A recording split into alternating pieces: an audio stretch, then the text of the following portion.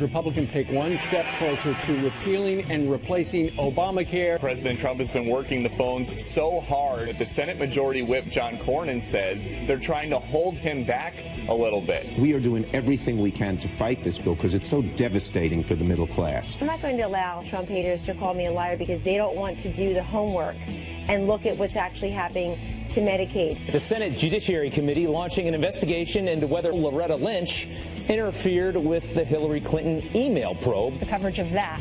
31 seconds on ABC. No coverage on CBS or No NBC. story there. Keep moving. There's a major rumor swirling around that 80-year-old Justice Anthony Kennedy could announce his retirement today. What grade do you give your dad? I think he's doing an amazing job. It's a really hard job, and there are always naysayers, and it's much easier to criticize than it is to actually dive in.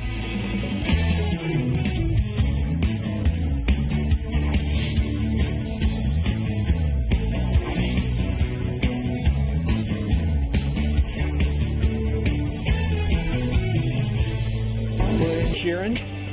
Oh, he sings the best song. That's the wedding song he sings. Love He's very in it. touch with his emotions. That's a good way to sell music. I'm just saying.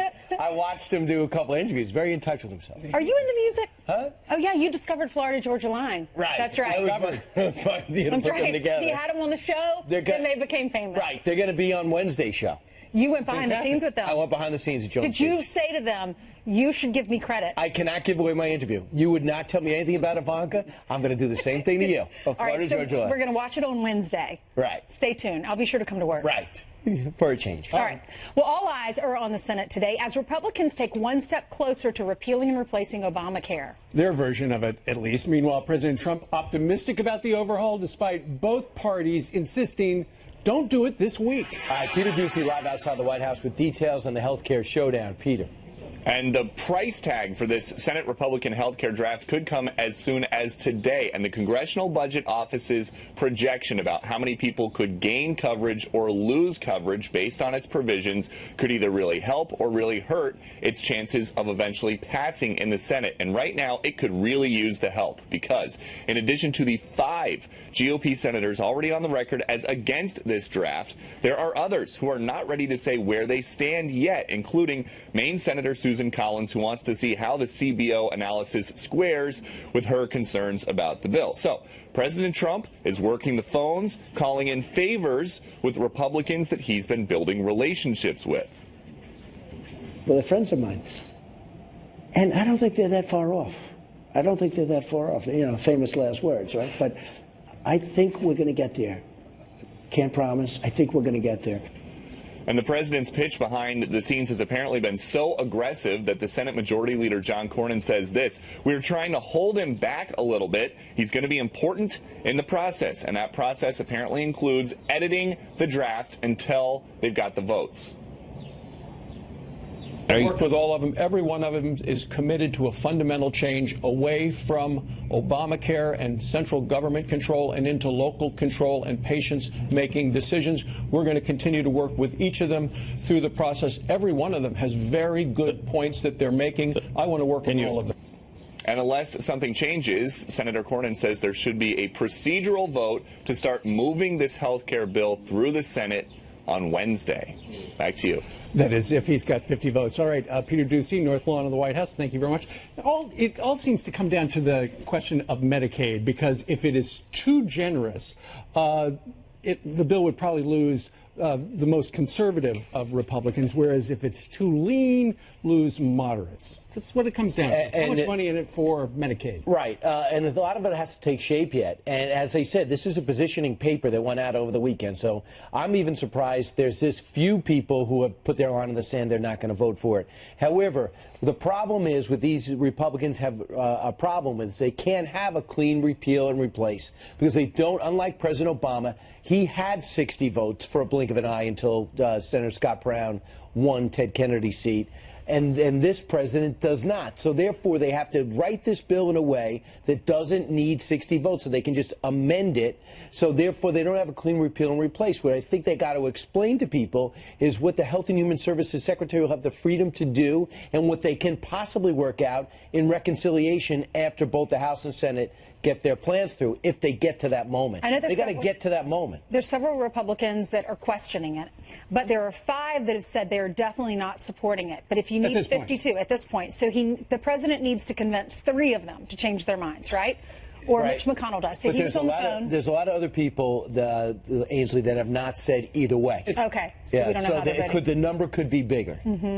So it's close. It looks like right now the no's could be as high as 10 on the Republican side. Meanwhile, we had Kellyanne Conway on the program just about half an hour ago, and she was talking about it's all about Medicaid. Listen to this.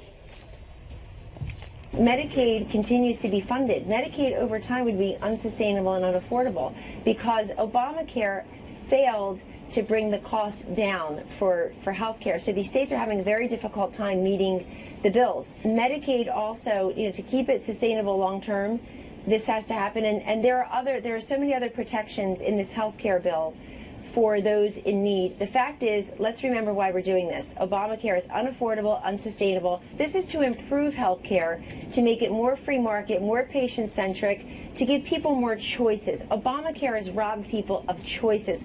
I'm just not clear on what it's doing for the personal market. I mean, are we now going to have exchanges where these companies feel okay about staying in or getting back in? I don't hear us talking at all about the personal market and also about the pharmaceutical costs. And just about no one agrees that premiums will go down with this. So if you don't get drug prices down, if you don't get the premiums down, it's hard to understand why people would run to this in the big picture. Because, as we have seen, it has been bad for a number of people because it's so expensive with the premiums and deductibles and everything else, and it's been bad for small businesses, and that's why this plan gets rid of the employer mandate, the employee mandate. Where does it go? Stay tuned, because this could be the week. And they hope they'll have $1 trillion in tax cuts over 10 years if they're able to reform this plan, and that money will go back in the system and hopefully make it a more efficient market. They're going to have to come up with some sort of a system because Obamacare is collapsing and people are going to be left without insurance, and that's the concern for most people out there. It's been a burden on business. Well, I tell you what, at least today, we don't know what they're doing on the other channels. We're talking about health care, although over on some of the other channels they could be talking about Russia, because certain channels, you just know if you're clicking around, they're going to talk about Trump and Russia. But I will say the Washington Post had a blockbuster story how President Obama let the whole thing drop during his reign, and no one was paying attention to it. And they went forensically through all the opportunities he had to reel this in and punish Russia, because Vladimir Putin reportedly was directly involved, and they knew as early as August did the president, and he did almost nothing. President Trump did talk about that with Pete Hegseth in that exclusive interview and address that. Right. But people in middle America, they're sick of Russia. Even the Democrats are starting to say that now. Right. Look at these polls. This was the voters' opinions on Russia, on the investigations. 64% of you say it is hurting the country. 56% of you, according to the Harvard-Harris poll, say it's time to move on to other issues that impact them, like jobs and money and stuff like that. 44% say focus should stay on Russia, but 73% of the Americans polled say that they are worried that the investigations are preventing Congress from doing stuff that impacts their lives. They're sick and tired of seeing all these people in Washington, D.C.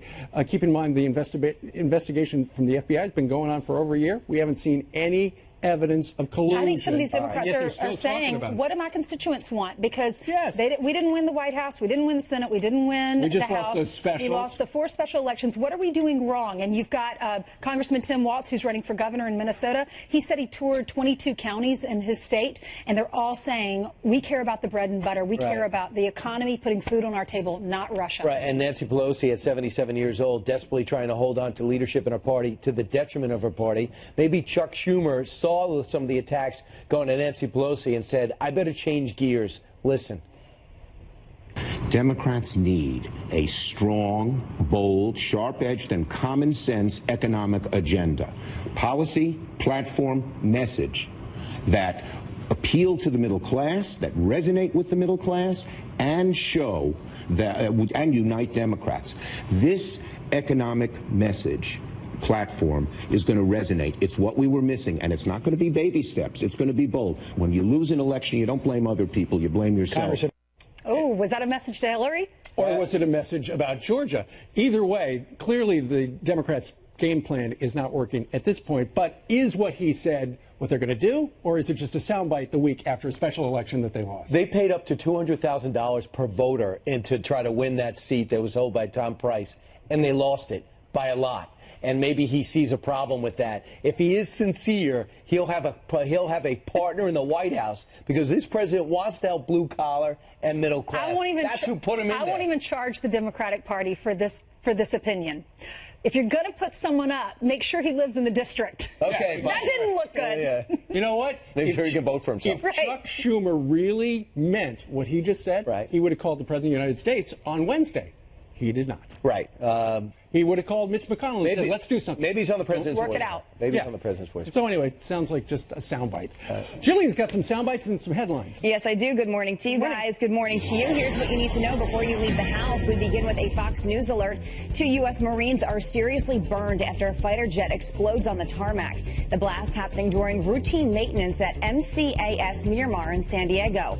Both Marines rushed to the hospital for treatment. They belong to a reserve squadron based out of Texas. They've not yet been identified, and the blast is under investigation. Well, is today the day Justice Anthony Kennedy calls it quits? The speculation is growing at this hour. The 80-year-old justice will announce his retirement on the court's last day before summer recess. If he does throw in the towel, that would give President Trump a second Supreme Court pick. The High Court also expected to decide what action to take on President Trump's travel ban, and the justices could weigh in on a separation of church and state case that deals with a Missouri church playground excluded from a state grant program. Stay right where you are, because in just a few minutes, Shannon Bream will join us to weigh in on that. An American tourist is back in the U.S. in serious condition after being shot and robbed in Turks and Caicos. Kevin Newman from Alabama on vacation with his family when he was attacked near his luxury resort. He is now recovering at a Florida hospital where he's undergone several surgeries. The person who shot Newman is still on the run. And talk about a home run. Tim Tebow is making his mark on the baseball field. The New York Mets promoting him to the team's high Class A affiliate in St. Lucie, Florida. Tebow leading the Columbia Fireflies with 3 home runs and 23 RBI. He should receive a warm welcome down south, where he led the University of Florida to 2 national football championships. So it's definitely a fun story to follow, the Tebow story. I don't know if you guys are into it, but some people aren't. Yes, because he's leaving my hometown of Columbia, South Carolina. Oh, I'm Tim, sorry. before you leave, please go over to my parents' house for dinner. They keep asking me, will you call Tim, tell him to come over? Well, what are you having? Hi. I'm sure my mom's a great cook. She is a great cook. Chicken divan is probably the one she does the best. Chicken divan. All right, What Tim, is that? Chicken in a van? Chicken divan? What is chicken divan? Seriously? What is that? Chicken divan? You've never had it? Never heard it. It's delicious. Mom, the sauce. Mom, can you make some for Brian, please? Yeah. I mean, describe it. Is it little chicken? It's chicken and broccoli and like cream of what's that soup? Mushroom. You get cream of mushroom soup. So it comes in a can? And broccoli. No. Is it a hamburger helper? Apparently No, the it's box not. you My have mom delivered to does your house everything with from the scratch. components has not had chicken divan. Right. All right, contact your people. My mom is coming up in a few weeks. I'll get her to make you some. All right. Meanwhile, straight ahead, this is not the Food Network. She's a traitor who leaked classified government secrets and put lives at risk. Yet Chelsea Manning emerged yesterday to cheers. We'll tell you why. And remember this ad showing Granny going over a cliff? The Democrats are bringing it back. That's supposed to be Paul Ryan, by the way. So are Republicans really going to kill Granny? Stuart Barney will find it. Stuart, he thinks it's chicken in a van. No middle-class family can afford a nursing home by themselves. If President Trump keeps listening to Paul Ryan, we'll all be on the street. Or something even worse. That's so bad. My grandma. Just wrong. All right, it is back. The ad that claims the GOP is only passing health care to kill your granny. Do Republicans really want Granny dead? That's from a couple of years ago, but the topic is pertinent. Joining us right now is the host of Varney and Company. Actually, this is new. No. This one's new? Yeah, this is they Same updated message. that. They updated that to show President Trump being responsible for killing Granny or rolling her off a cliff. It's more violent imagery chucked into the debate on Obamacare reform, and that's what we've got facing us as of now. They make it a cartoon, but it's so serious, and that's why when you're doing this partisan, we have a week to get something done. I think that Mitch McConnell is going to have a vote. why do they still make it why do they do this vilification? Why do they think it's effective? I don't think the Democrats want to see any part of President Obama's legacy rolled back, and that's exactly what you're seeing. But they never ran on now. it. They ran from it. Not one candidate got elected on Obamacare. Brian, I'm not going to argue with you on this one. I think they're completely out of bounds. I think the Democrats should roll in there and say, how can we fix the mess that we made? Stuart, how's it going to affect the economy this week? Okay, start with this. The stock market has gone straight up since President Trump's election and straight up since his inauguration. Will those gains hold if we vote no on Obamacare reform at the end of this week? In my opinion, they'll hold up, but the rally will pause. If we get a no vote at the end of this week, then Obamacare taxes stay in place. Restrictions on hiring stay in place. The Republican Party will show that it really cannot govern as we wanted it to govern, and that's a negative for everybody. Sure. But will the stock market come down? My answer is no, it will not come down. It will plateau. The gains will hold at these levels. But what about for small businesses? Because they would, under the plan, you get rid of the mandates that small businesses and employees have to buy the stuff. If they vote no, at the end of this week they vote no, and we're still stuck with Obamacare, that really is a big negative for our economy. And I think it's a negative for the stock market. But you see, profits are still so strong, that's keeping the market up where it is. Remember, Stuart Varney, remember the first House vote failed, and everyone thought the world was coming to an end. They went back and did it and passed. Yes. So it could be delay, not deny. Remember this, Brian Kilmeade. If there is an interruption in the president's growth agenda, and it really stops it cold, then you will see stocks come down. I will remember that, Stuart Varney. All right, thank you very much, Brian Kilmeade. Stuart Varney, thank you very much for joining us here on the divan.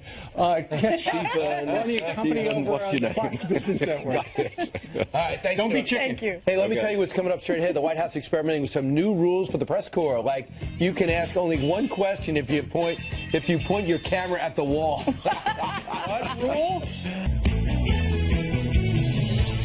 Here's some quick headlines for you. Today, a federal judge will hear arguments about a new Texas state law to punish sanctuary cities. The law takes effect on September 1st and threatens criminal charges if federal immigration laws are not followed. Groups and cities are challenging it. They're calling it unconstitutional. And the convicted traitor who put lives at risk by handing over top secret documents to WikiLeaks, cheering at a pride parade in New York City. Chelsea Manning tweeting that she was honored to represent the ACLU.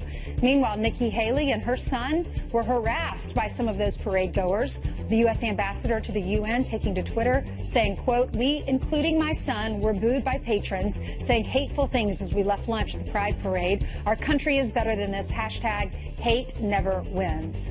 Brian? All right, unbelievable. Hey, meanwhile, the White House experimenting with some new rules for the press corps. Like, you can only ask one question if you point your camera at the wall. The president of the White House Correspondents Association wants that changed to more on-camera briefings. He claims it's the best thing for your country. We represent the American people insofar as we're doing our constitutionally protected jobs of journalism. The White House, of course, and the president were elected by the American people. So I'm not in a tug of war about who's representing whom.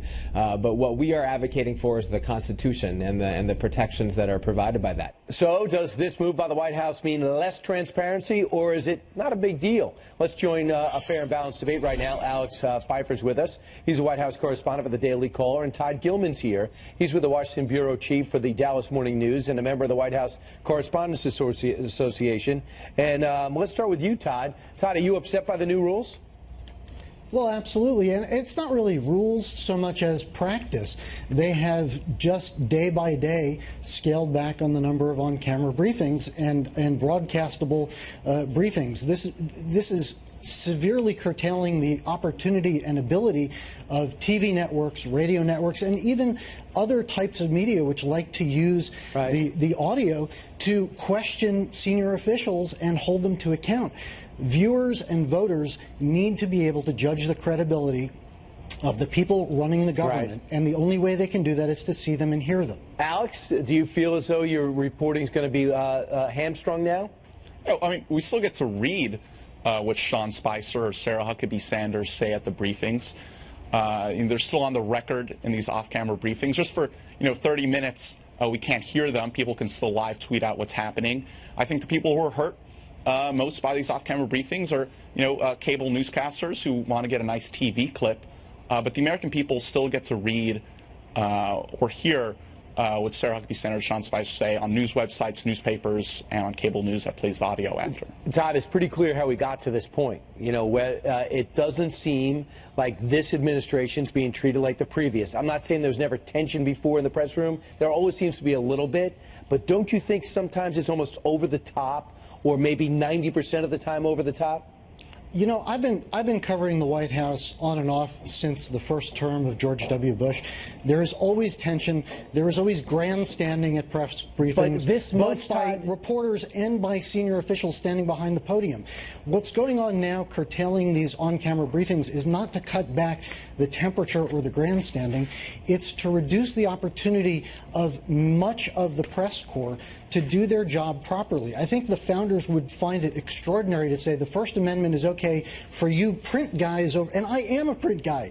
They would find it not okay to say it's okay for the print people to have their opportunity to get the words, but not for broadcasters. How many people only pay attention to words? Our electorate, our elections, our politics are driven largely by broadcast media. So rather than you say, Sean Spicer told me today, you'd rather hear Sean Spicer say it. I'd rather have the voters and the citizenry have the opportunity to judge for themselves whether Sean or anybody else behind the podium is credible when we ask questions and they either answer them or they say we don't know or haven't bothered to ask the president about why Comey was fired or whether there are tapes. They should know what is being done in their name. Alex. Now, we also see what CNN did. Now, they have to actually have sketch artists out there, kind of like one of those closed-down courtroom situations. But do you feel as though the press brought this on themselves, even though Todd doesn't see it that way? I've watched a ton of these briefings, and I've never seen it. I've never seen it so contentious. Well, this has brought some bipartisan agreement here. Sean Spicer told Laura Ingraham in a radio interview on Tuesday that he doesn't like the on-camera briefings because he thinks reporters ask snarky questions to get clips. And now Clinton press secretary, Bill Clinton's press secretary, former press secretary Mike McCurry, who started the live televised briefings, told Politico in November that he regrets the decision. He doesn't think they should be carried live unless there's, some big news event. And he has the same reasoning as Sean. He thinks, people are there asking the same questions as each other just to get a nice TV clip. And going to what Todd said about the American people watch broadcast news, that's true. But it's not like, CNN or Fox News or MSNBC doesn't cover the president's comments if he says them to the AP. I don't think the president would be attacked if he did a string of 10 print interviews in a row. So just for 30 minutes of time, broadcast coverage of press briefings is a little hurt. But I don't see how that's, really damaging the American public. Yeah, we'll see what goes from here. Things are changed. Things are changing. We'll see how it affects the stories being covered. Alex and Todd, thanks so much. Yeah, thanks. All right, straight ahead.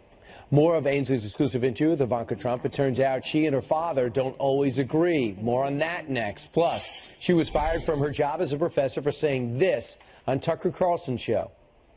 Who you white people are angry because you couldn't use your white privilege card to get invited to the Black Lives Matters All Black Memorial Day celebration.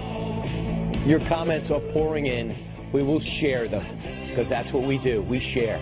We're very nice about sharing. All right, the President of the United States inside that building in the last 2 minutes just tweeted this out. The Democrats have become nothing but obstructionists. They have no policies or ideas. All they do is delay and complain. They own Obamacare. Just to remind folks that as the Republicans are talking about what they might do, it was the Democrats who authored the bill. And just a minor note. Yep. Do you know what today is?